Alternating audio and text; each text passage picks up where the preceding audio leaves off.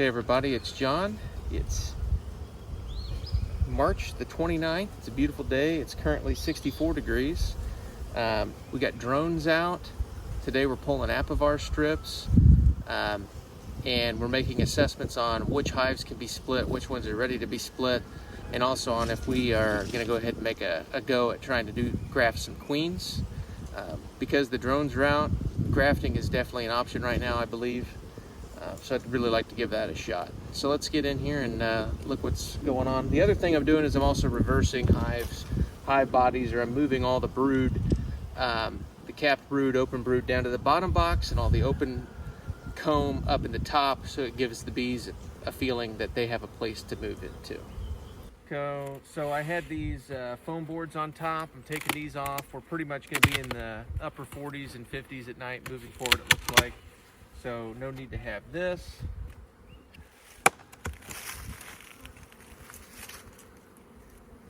Looks like we got some good population. So what I'm also doing today is I'm getting rid of this winter stuff that I had in here, the sugar, the mountaintop method. I'm trying to get rid of these shims if I can, although I think I might keep feeding dependent on how many frames of food these bees have. I've really liked the Hive Alive. It lasts a long time. The bees just don't tear through it, which is nice. Wish I could get these bees down so I could scrape the tops here. So I put the apivar strips in early January because last year I was recognizing or noticing that when the mite load got high enough in the hives, the bees just stopped making honey. So, you can't treat during a nectar flow or when you're making honey. So I wanted to get ahead of that this year. You think it paid off so far? So far it looks like it has. So there's a nice frame of honey, so that's a benefit. Looking to see what brood pattern looks like. I just put these two frames in a couple weeks ago, so they're really not in those yet. So this hive's still got, there's one frame. It looks like this frame is also going to be one that they could move into if necessary. See any eggs on this side? So this is open. Here's a little bit of capped brood over here, and I got eggs. I got drones in here as well. That is a beautiful frame of capped brood. I mean, this hive right here, this frame right here is going to really make this hive explode in the next few weeks.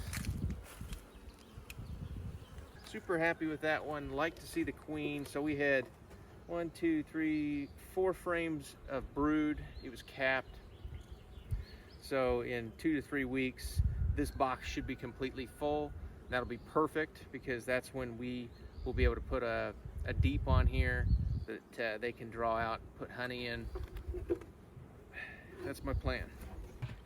Okay, so this is a hive that I didn't have much faith in. They pulled through the winter.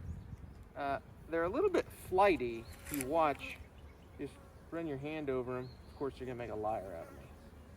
Well, they're not flighty today. So I'm keeping this sugar, and I'm going to use it to feed them back some sugar syrup.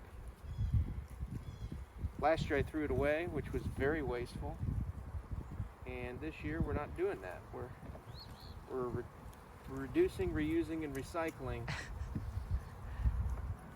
Beekeepers on a budget. Beekeepers on a budget.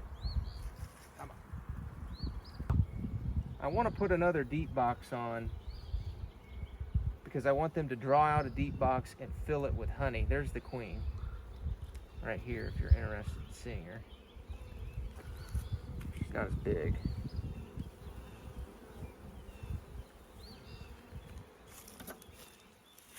But I got a 2-week window with this apivar. So she's filled this out before I can put that back on again. So How many frames of brood is that?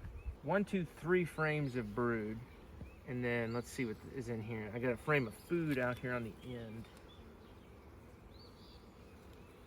This frame is heavy. So this should be a food frame, yep. Food. See all that new nectar in there? Glistening. So these two frames used to be right up next to the cluster. This is largely just full frames of food. So I've swapped these two outer frames in because these 3 frames here are capped brood that are going to emerge quickly. That's going to triple the number of bees in here. And then these 2 frames will allow the queen to have something to lay into real quick. And again, this hive's got plenty of food. So this is a hive that I thought was queenless. And then I found some eggs, but they seem to be off center. But I didn't see any double eggs, and that's typically a sign of a laying worker. So I've left them alone for about 3 weeks. I took them down to 1 box. I put a really restrictive entrance reducer on them. And so now we're gonna open it up today and see, are they queen right or are they laying worker? We have a laying worker. How do you know that? Because it's all drone bees, all drone comb, and what a shame. It's a shame because Now we're down another hive. And this ruins the comb. So what are you doing now? You know, I'm just trying to tear this drone comb down. Maybe they won't tear up maybe my cells will get cleaned out and they won't keep it as drone comb. I doubt it. So what are you gonna do with these bees? I'm gonna shake them out onto the ground. And they'll fly into another hive? Yeah. Okay. So the bees, we don't lose the bees, but this was a hive that I wanted to graft out of because the bees were so calm, but the queen perished over the winter and turned into a laying worker. And so now I've got just a few last remaining nice bees